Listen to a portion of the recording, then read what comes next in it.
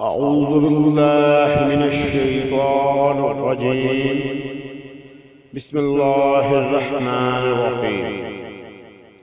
السلام علیکم معزز خواتین و حضرات، اس طرح کی پیاری پیاری ویڈیو دیکھنے کے لیے ہمارے چینل کو سبسکرائب کریں اور بیل کے آئیکن کو دبائیں تاکہ آپ کو ہماری ویڈیو سب سے پہلے ملتی رہے۔ اللہ تعالی اپنے بندوں کی آواز کس طرح سنتا ہے، سنیے سچی کہانی۔ ایک عورت کہتی ہے کہ میرا خاوند کسی وجہ سے لمبی مدت کے لیے غائب ہو گیا۔ اس وقت میں ایک کم عمر بچی کی ماں بھی تھی، جبکہ میرا ضعیف العمر باپ بھی ہمارے ساتھ ہی رہتا تھا۔ ہماری غربت اور مفلسی اپنی انتہا کو تھی اور اکثر اوقات ہمارے گھر میں کھانے کے لیے کچھ نہیں ہوتا تھا۔ اگر دوپہر کو کچھ کھا لیتے تو رات کو بھوکا سونا پڑتا تھا۔ صبر کے ساتھ ہم ہر حال میں اللہ کا شکر ادا کرتے تھے۔ ایک رات کو تو بھوک اور افلاس نے ہمارا وہ امتحان لیا جو اس سے پہلے کبھی نہیں لیا تھا۔ میری بیٹی کو شدید بخار نے آ لیا۔ بچی کی بخار اور بھوک سے بنی حالت سے مجھے اپنی اور اپنے والد کی بھوک بھول گئی۔ ایسی بے کسی اور لاچاری تو کبھی نہ دیکھی تھی۔ بے قراری حد سے بڑی تو مجھے اللہ تبارک تعالیٰ کا یہ قول یاد آ گیا۔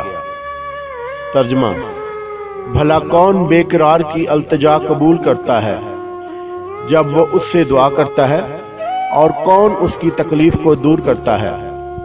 جی ہاں، ہر قسم کی تکلیف، چاہے وہ بھوک کی ہو یا بیماری کی یا غربت و افلاس کی اور گناہوں کی۔ کون ہے اس بات پاک کے سوا جو ان سب تکلیفوں کو دور کر سکتا ہے؟ یہ سب سوچ کر میں اٹھی اور جا کر وضو کیا۔ واپس آ کر بچی کے ماتھے پر پانی سے بھیگی ہوئی پٹی رکھی اور اللہ کے حضور نماز کی ادائیگی کے لیے کھڑی ہو گئی۔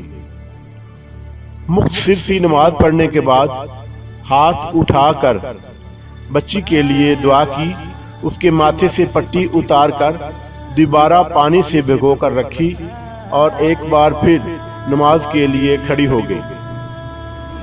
نماز کے بعد ایک بار پھر بارگاہ الہی میں دعا کے لیے ہاتھ اٹھائے، دعا سے فراغت پر پانی کی پٹی تبدیل کی اور دوبارہ نماز کے لیے کھڑی ہو گئی۔ اور یہ عمل میں نے کئی بار دہرایا۔ جب میں یہ سب کچھ بار بار دہرا رہی تھی تو کسی نے دروازہ کھٹکھٹایا اور حیرت کے ساتھ، بھلا رات کے اس پہر کون ہو سکتا ہے؟ میرے والد نے پوچھا، کون؟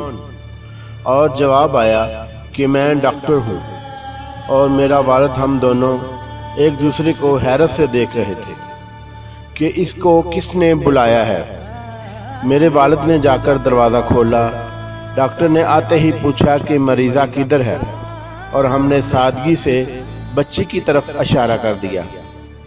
ڈاکٹر نے بچی کو چیک کیا، کاغذ پر ایک نسخہ لکھا اور میرے ہاتھ میں تھماتے ہوئے بولا، لائیے میری فیس دیجئے اور میں چلتا ہوں۔ میں نے آہستگی سے جواب دیا، ڈاکٹر صاحب، ہمارے پاس تو آپ کو دینے کے لیے فیس کے پیسے نہیں ہیں، بلکہ ہمارے پاس تو کچھ بھی نہیں ہے۔ میرا یہ جواب سنتے ہی ڈاکٹر جھلا اٹھا اور غصے سے تقریباً دھاڑتے ہوئے بولا کہ اگر فیس دینے کے لیے پیسے نہیں تھے تو مجھے آدھی رات کو فون کر کے کیوں بلایا تھا؟ کیوں مجھے اس طرح بے رحم کیا ہے تم لوگوں نے؟ ڈاکٹر کے منہ سے ٹیلی فون کا نام سن کر مجھے لگا ڈاکٹر غلطی سے ہمارے گھر آ گیا ہے۔ میں نے ہمت کرتے ہوئے جواب دیا، ڈاکٹر صاحب، ہم نے آپ کو ٹیلی فون کر کے نہیں بلایا، بلکہ ہمارے پاس تو ٹیلی فون ہے ہی نہیں۔ یہ سن کر ڈاکٹر نے مجھ سے پوچھا، اچھا تو کیا یہ فلاں شخص کا گھر نہیں ہے؟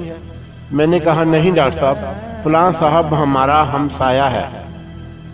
یہ سن کر ڈاکٹر تھوڑا سا خاموش ہوا اور پھر ہمارے گھر سے نکل کر ہمارے ہمسائے کے گھر چلا گیا اور ہم خجالت اور شرمندگی سے خاموش بیٹھے رہے۔ تھوڑی ہی دیر گزری تھی کہ ڈاکٹر ایک بار ہمارے گھر پھر آ گیا، آنکھوں میں آنسو اور رندی ہوئی آواز میں بولا، اللہ کی قسم تمہارے گھر سے اس وقت تک نہیں جاؤں گا جب تک تمہارا قصہ نہیں سن لوں گا۔ اور میں نے ڈاکٹر کو اپنا پورا قصہ سنا ڈالا کہ کس طرح میں بچی کے ماتھے پر پانی کی پٹیاں رکھ رہی تھی اور اللہ کے حضور دعا بھی مانگ رہی تھی۔ ڈاکٹر جلدی سے اٹھ کر باہر چلا گیا اور کچھ دیر کے بعد ہمارے لیے رات کا کھانا اور بچی کے لیے دعائیں اور کچھ گھریلو ضروریات کے سامان کے ساتھ لوٹا۔ ساتھ ہی اس نے ہمیں بتایا کہ اس کی طرف سے ہر مہینے ایک تنخواہ ہمیں اس وقت تک ملتی رہے گی جب تک اللہ چاہے گا۔ جی ہاں، یہ اللہ پر بھروسے کی کہانی ہے۔